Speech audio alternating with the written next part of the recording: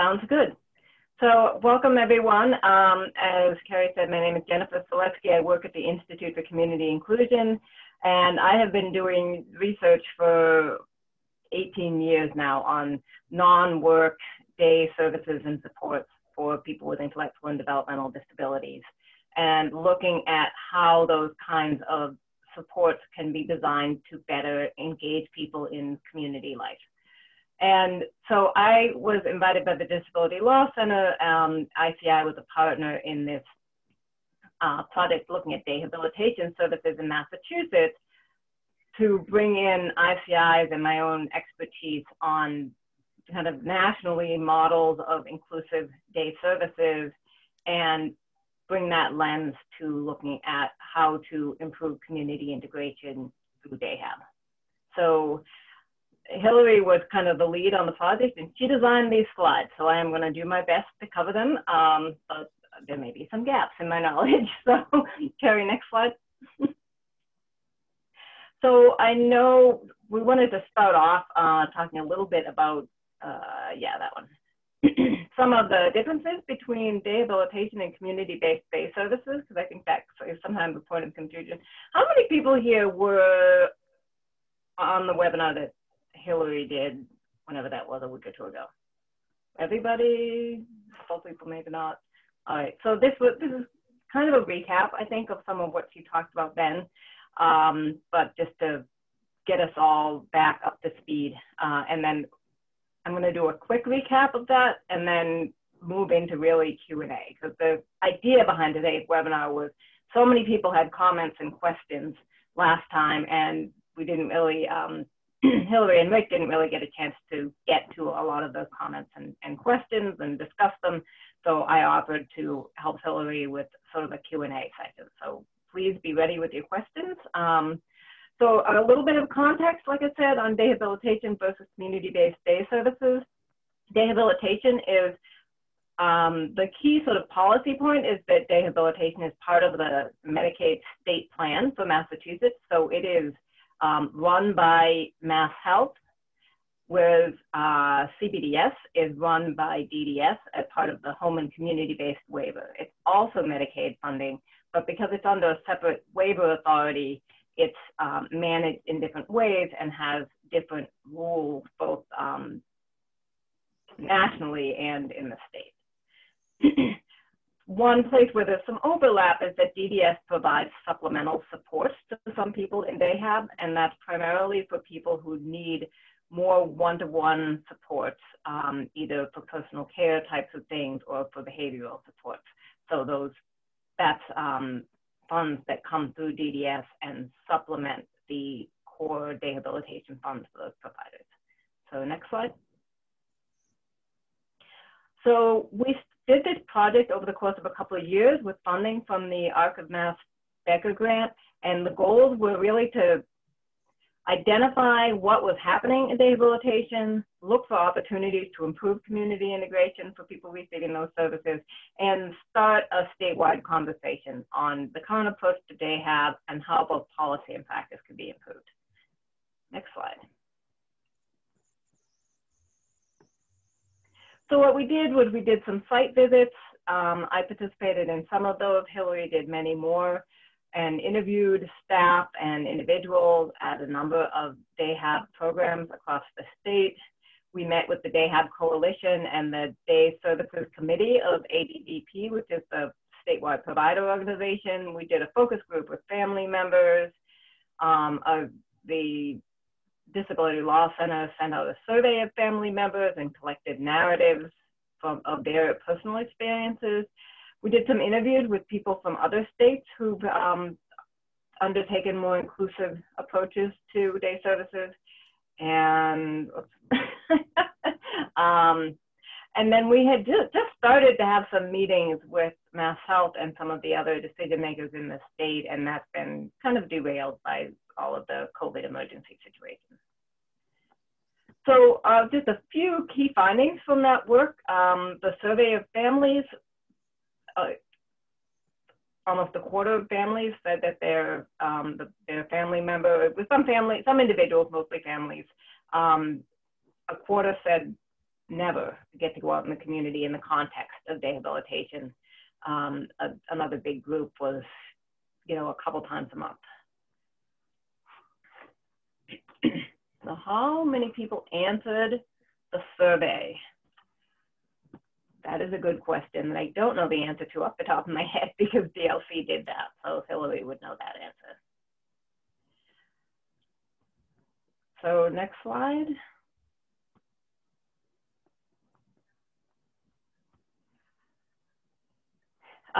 So what would people change about DAHAB? A majority said more community inclusion opportunities. It's notable that over a quarter said that they would prefer to attend community-based day services. So that gives a sense of one difference between DAHAB and community-based day services, that rehabilitation is an entitlement, so anybody can access it. Community-based day services might have more limited capacity to get referred to that. So there seems to be some indication that at least some people that are in DAHAB would rather be in CBDS. Can I comment on that? Yeah. So we were one of those families, right? We could not get into the DAHAB. You know, as it turns out, it was theoretically a good decision for my son, but even CBDS is not getting out in the community either. So, and it's really hard to assess CBDS programs because when you go see them, they're not there.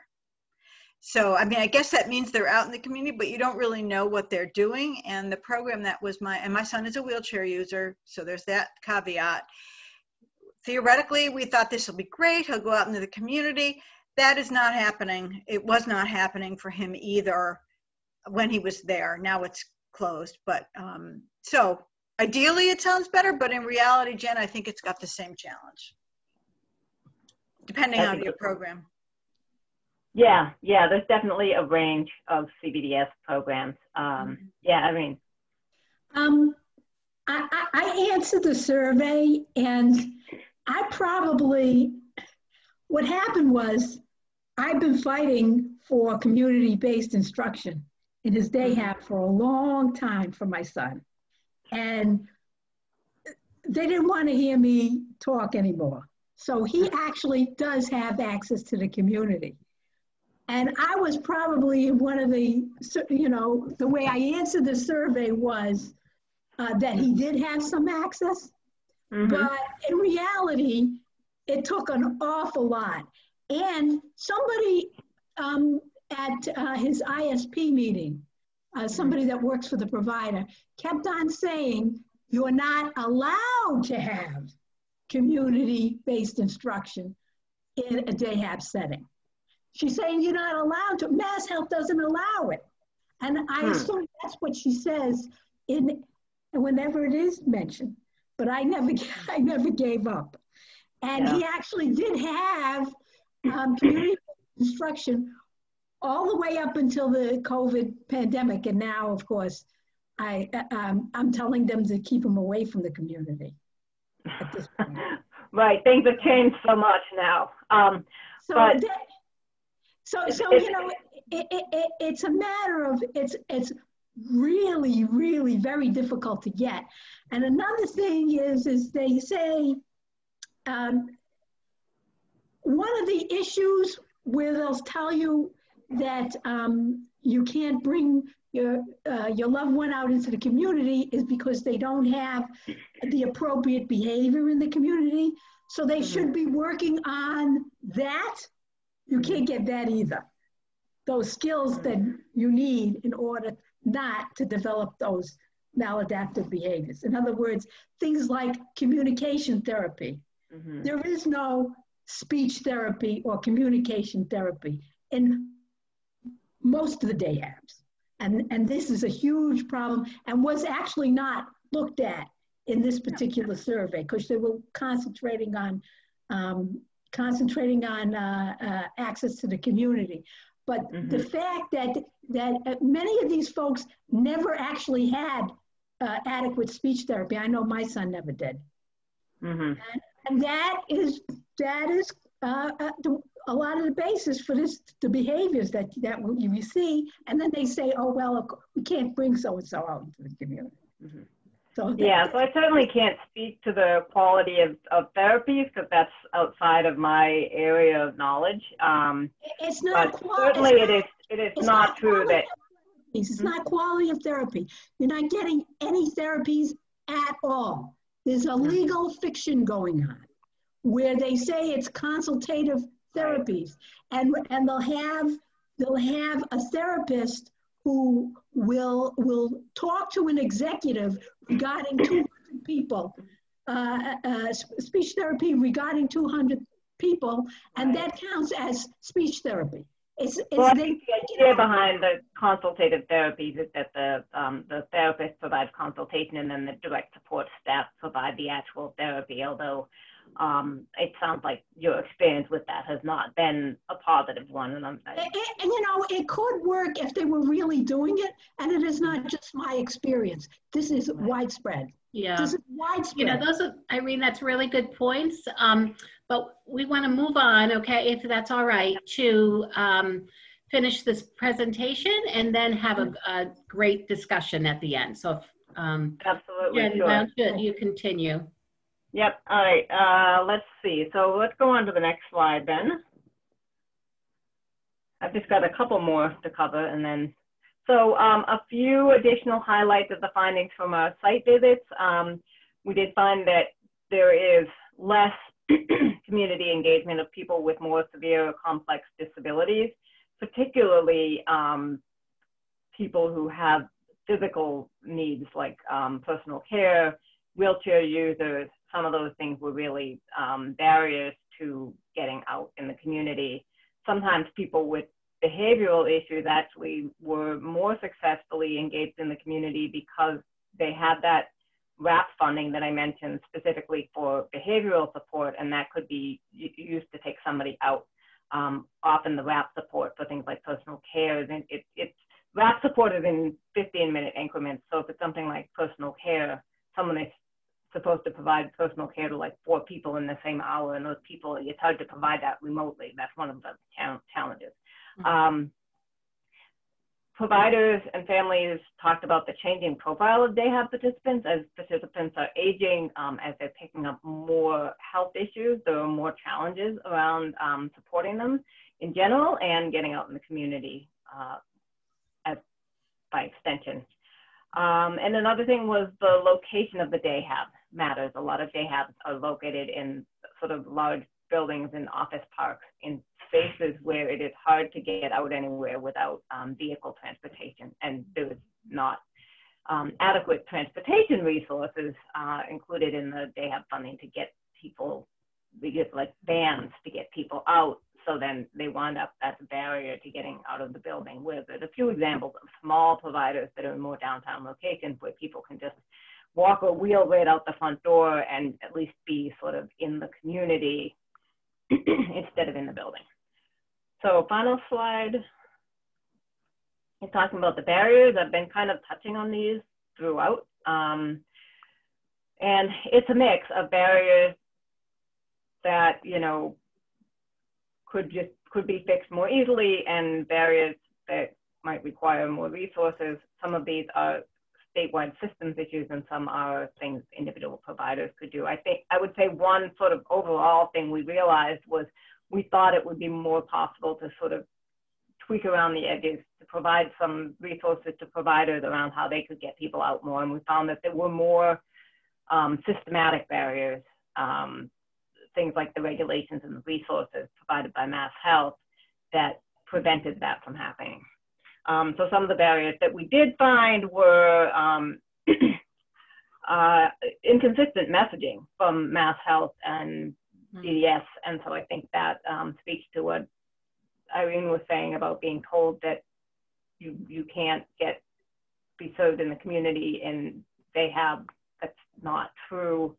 I think what is true is that it is much more common to have it be facility based, and they're kind of built around the medical model of providing services out of the facility. So getting something different is not easy to pull off. As I mentioned, transportation is a barrier. That's particularly a challenge for wheelchair users because you can only fit so many wheelchairs in a van. Something that exacerbates that is that there are certain programs that have a lot of people in wheelchairs, and so then it becomes like everybody needs a wheelchair slot in the van, and that makes it even harder. Medication administration is another one. That's one of the ones that could partly be addressed by a smaller fix. People in Dayhab are supposed to have their meds administered by nurses, and so that means staff can't even do, you know, simple things like give people a Tylenol or something if they're out in the community. And so that could be changed in the regulations so that regular support staff could provide meds. It can also be addressed by like changing the schedules of people's medications or things like feeding. Ratios are a challenge. The ratio of staff to individuals is smaller in Dayhab than it is in CBDS, and it's a more higher needs population. So that's definitely a barrier to getting out in the community.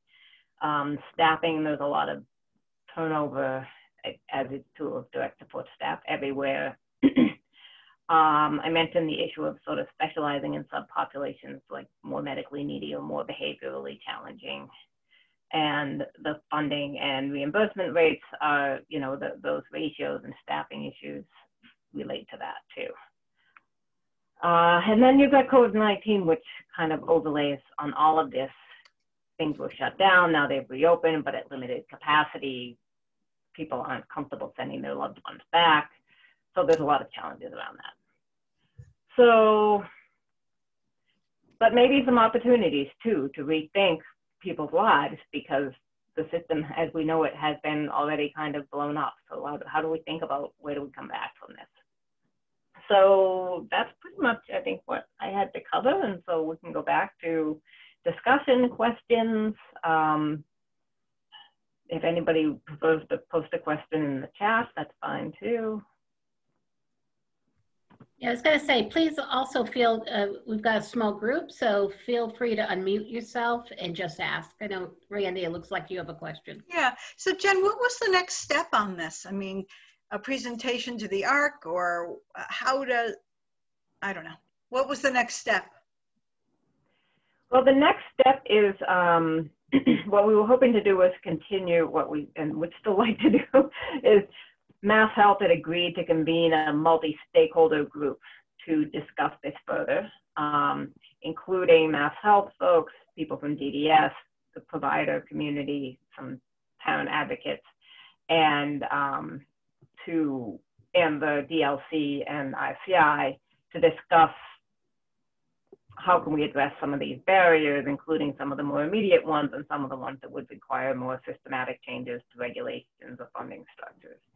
And so, you know, hopefully once things settle down a bit, we'll be able to get back to that group and really, as I said at the beginning, the objective would really just start the discussion. Yeah, and I think the ARC of Massachusetts definitely, you know, will partner with the DLC and ICI in terms of, you know, the advocacy to help move some of these findings forward and have some discussion. So, you know, I'm hoping today, maybe some of you have some really, and, you know, I like to look at this maybe an opportunity to look at, you know, how can we change something, and just very interested to hear your ideas. I'll speak. Thank you for having this today. I'm kind of new to all this. My name's Erica Supple. My daughter's not yet 22. She turns 22 in December. So it's kind of a terrible time to be transitioning to 22, but and she really does fall in between the whole CBDS and they have programs, because she has cerebral palsy and has physical disabilities and needs, but she also goes to coding school now and is out in the community quite a bit and has worked, and I know that she has a lot of the services that the Dayhab provides a lot of, well, of course our conversation says they don't, but I know that her needs may be met in a day hab, but I feel like she fits better in a CBDS program. And I keep, well, of course, nothing's open now, but I just keep going back and forth as to what would be best for her. And I think what she really needs is a day hab that spends time in the community. So, which is why this conversation was so intriguing to me, because there certainly is a large population that fits right in there. And I can't be the only one who says this, especially coming from schools like Cotting or other schools that have really spent a lot of time with their students, bringing them out in the community, depending, I mean, even with significant needs, and showing them that they are part of a community and they can have the skills to go out in the community. And then to go in the complete opposite direction is a complete disservice, in my opinion. But so that's why I'm here, and I appreciate the work that you're doing on this. So why do you think your daughter is a better fit for day hab then? Because of the therapies? Well, I honestly, that's what I've been told by when I reached out, of course, to a few places. And one of the programs that she was looking at, I wanted her to be in the CBDS program, and they said they were only going to look at her for their day hab. They hadn't even observed her yet. They just saw her on paper. And I said, well, you need to come observe her, because how can you tell what a person is like without taking a look at how they are in their classroom community and how they interact and how they, I don't know, it didn't seem right to me. But I was sort of on top of it all, and then I feel like I've hit a complete brick wall now since March. So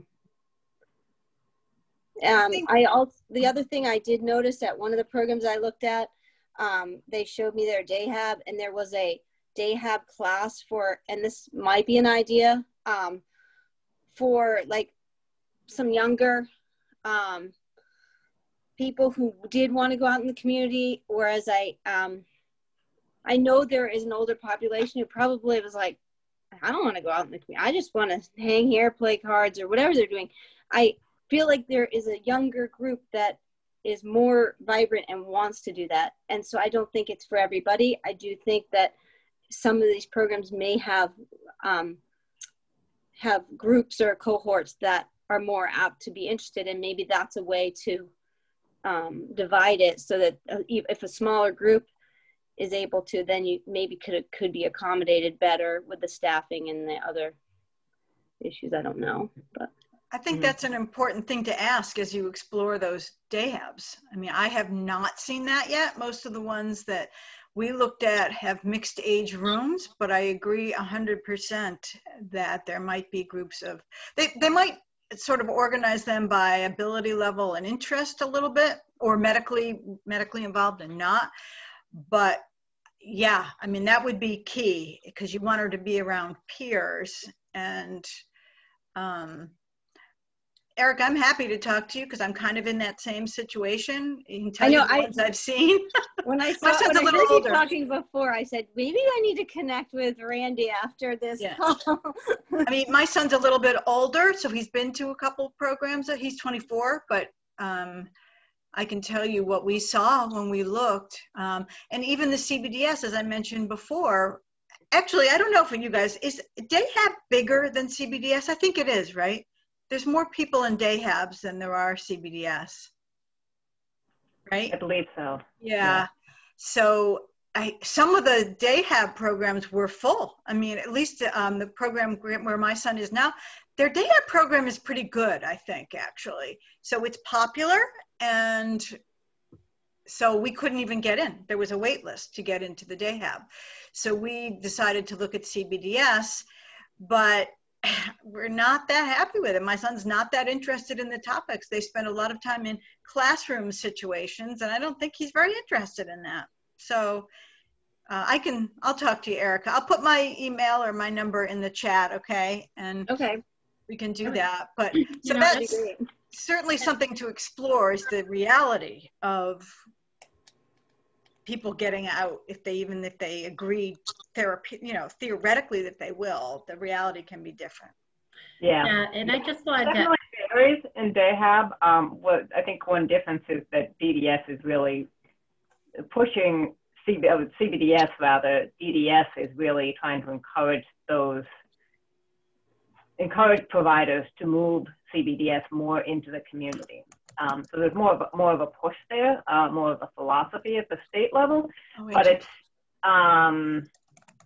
still a work in progress. Right. Definitely. Yeah, I was going to add too that a lot of people, use both Dayhab and CBDS. So part of the day they're in Dayhab because they might need some more of that clinical therapeutic intervention. And then the other parts of the day, they're part of CBDS. So I know a lot of people use that model. But the other thing I was going to just mention to you, Eric, is that, turning 22 during COVID is very, very challenging.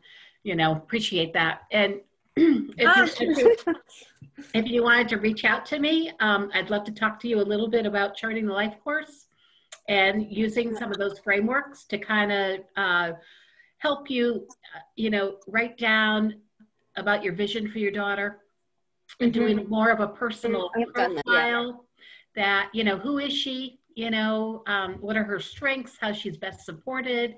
And sometimes going in to programs with that information is just so much more helpful than reading a record. Yeah. So I'll put my my info in the chat box, and sorry, the screens keep moving on me. And also Irene just chatted in that there's over 10,000 are in Dayhab, according to the last webinar. So thanks, Irene. That sounds about right.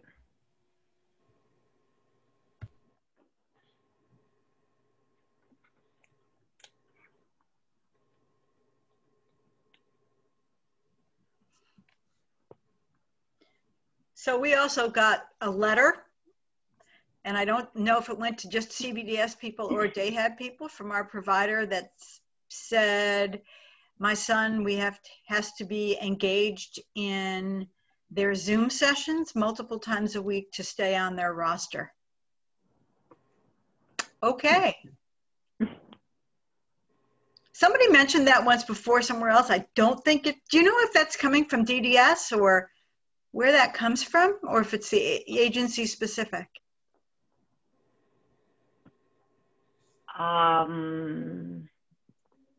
That sounds to me like it might be coming from the agency. I've only looked a little bit at sort of the COVID requirements. What I think it might reflect is that, I don't know, Carrie, you might know this better than I do. I think I think providers are only able to bill for somebody if they're either having them on site or serving them on Zoom. So maybe. So I think it is a billing question. Yeah. So I mean, it's keeping these places open, to be perfectly frank. When people aren't physically there. So it's a way they can bill for remote learning. Up to a certain point. So that's why I think there are some like sort of emergency maintenance funds, but I'm not sure when those, that were just sort of to keep providers afloat. But I'm not sure when that runs out. I don't know the specifics. There's all these different years of response, none of which are really adequate. I mean, it's really a painful time for providers financially, because none of the relief they're getting is really covering the expenses they would need to keep all of their staff employed full time. Plus with the added costs of the PPE and sanitation and all that kind of good stuff. It's most day programs are not even at 50% capacity, or even 40. So that's the issue. And when people don't attend, they don't get paid. So okay, yeah, tough issues. It is.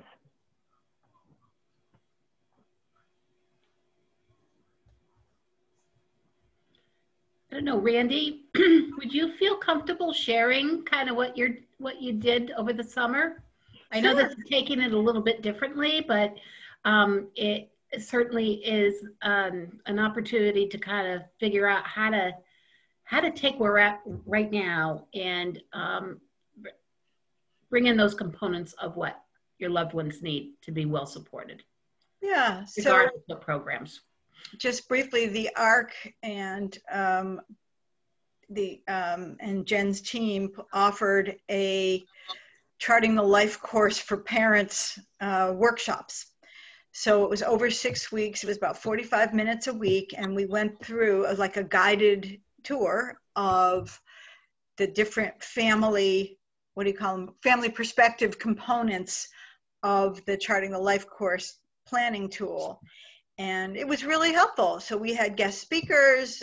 They just helped you write down all the different components. I don't have it in front of me, Carrie, so you might need to prompt me what they all were. But what's worked for my son, what hasn't worked, what our vision is. There's all these different worksheets. But it really was a good opportunity to focus on that. And we did it particularly over the summer because we knew that there were going to be lots of individuals facing the same situation we all are now. Like, without having full support at DAHABS or CBDS, what is my son going to do? What, you know, and in our case, the socializing and communication are really key. And so I used that course to help me document what I liked and didn't like and what worked for him and what a good life meant for him. My son also lives in a residential. He lives in a group home about half hour from us. So we had to include that aspect as well. And then of course my program director has disappeared. So now I've got new people coming in, oddly timed, who don't know my son or the house. So they found the tool to be really helpful because it provides a much bigger picture than the the medical documentation, or in my case, not that much medical, but you know, we're using it as a stepping stone for his ISP meeting, basically. So that's what it's for. So I'd encourage you to, I think they're redoing that again, offering that again in January, and it's posted, you'll see it on the Mass Transition to Adulthood group. If you're not on that, that's where they announced it, and it was really helpful. Yeah, I actually watched some of the videos after the fact, and I saw you. I saw afterwards.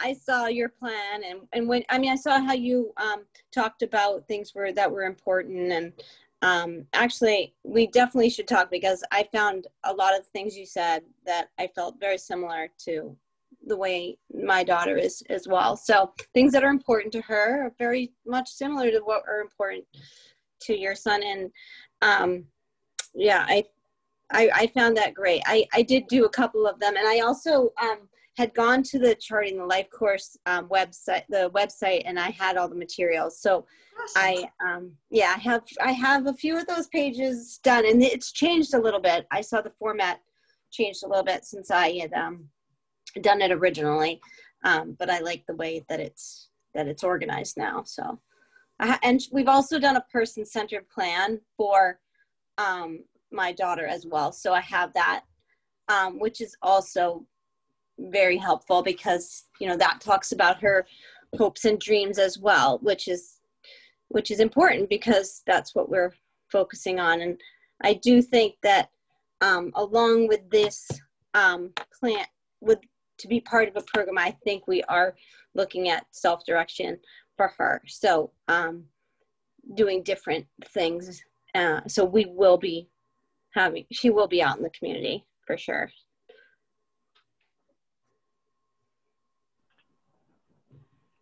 Yeah. That's great. Somehow. But I think, you're just, it's all about that kind of person-centered planning. That's where it's got to start. Yeah. Because people you know, a lot of times people say, oh, what program should I send my son to or my daughter to, and that sort of thing. And I think, you know, I just say, I want to back up. You know, well, wait a minute. Tell me about their strengths. Tell me about how they're supported, what's important to them, what people like, people admire about them, you know, what do they want and what don't they want, you know? And when you start with those conversations, I think it just makes looking at transition and especially program models a lot easier. But I just want to also note that Irene also wrote in the chat, consider joining the Rehabilitation in Massachusetts Facebook group. I didn't even know there was one, so No, I didn't. I'd love to join it. Thanks, Irene. You've been an advocate for a long time. I hadn't really considered self-direction. I mean, I knew what it was thanks to the ARC and other places, but I hadn't really considered that. But now I am reconsidering that, if that's an option for me. Given our current COVID situation and et cetera. So that's DDS, right? Self-direction. Yeah. I'm not sure I'm eligible for that. We'll see. I think anybody can self. Well, my son's on a different waiver, and it's not I see. DDS. I am off the DDS roster technically. So, Right. But you, you know, what strikes me though, Randy, is about Graham's placement is that it can be very individualized. yes. So you, in a sense, you could self-direct. It may not be the same DDS project, but process, Right. but yeah. Yes, staffing. There are some other things like peer supports that that he's entitled to as part of his program. Hard to get peer supports, so I may have to work to find that peer support. But yeah, theoretically, those are built in. So somebody else to take him out other than staff, because that's what I'm hearing. Oh, we can't take him out because I've got to take other staff with him, and they're older and they don't want to do it. And you know, well, there's got to be a way around that. So. Yeah, so it is self-direction, but not self-directed funded in the same sense. That. Right. Well, keep up the work. Great work, guys. I hope you can schedule a meeting with DDS and Mass Health in this case. Hope that happens. Yeah, well, I think this research was incredibly helpful. And, you know, because you really got to study what's going on and what people are saying and, you know, just bringing it to Mass Health and, you know, to open up these conversations. I mean, you know, that systems change is never fast, except it was a lot in COVID, which was yeah. Really it can be when it needs to be. Yeah, I'm like, wow, yeah, people can move fast, but well, and I think part of it too is getting Mass Health and DDS to be part of the conversation, because part of the challenge is that DDS does, for a lot of people, DDS is doing like service coordination, but then referring people over to DayHab, which is a Mass Health service, so making sure that there's the right level of communication as far as who's being referred for what. Definitely. All right, any other questions from anyone?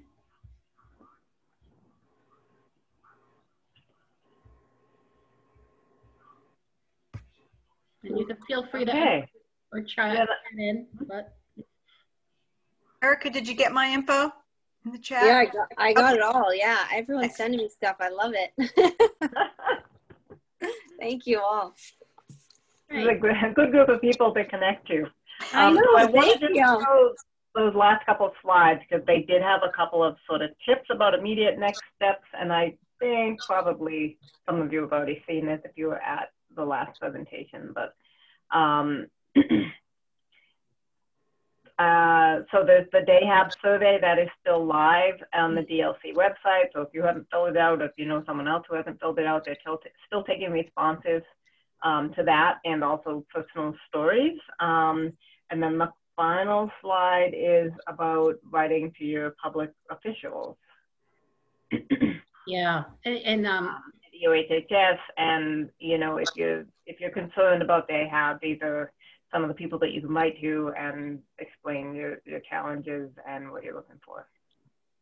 Yeah, definitely your stories are so powerful. You know, just encourage you to reach out if you haven't. We're also, Erica, we're about to send out a Turning 22 survey. So, you know, be on the watch for that, because we really want to capture what's happening for students who are turning 22 during COVID, and making sure that we're understanding where the gaps may be, and, you know, identifying possible solutions. So where will that survey be coming out? Well, it's a cooperative between autism families, autism advocates for autism in Massachusetts, I'm sorry, and the Federation for Children with Special Needs, the ARC of Massachusetts, Mass Families Organizing for Change, and the Autism Commission. So we'll all be distributing it. You know, I don't know if you're on Notes from the ARC. It's our weekly electronic newsletter. Yes. Yes. Yeah, it will be in there. Okay. So, and also I'll be posting it on the Mass Transition to Adulthood Facebook group. So, okay. Sounds like you can't miss it. Yeah. That's where I get all my info, from that Facebook group. I'm glad to hear that the Facebook group has been helpful. Yes, very much. That's awesome. All right then. Okay, well, thanks all who hopped on today, and thanks Jen for leading the discussion and doing the presentation. And you know, we want to work with all of you, so please, please feel free to reach out and you know, talk to Hillary, talk to myself, talk to Jen, and you know, if you have an idea or issues or whatever that you want to discuss, that's great. So. But thank you all. I hope you have a great day and get out and enjoy this beautiful weather. Take care. Thank Thank you. you, Everyone. Bye. Thanks.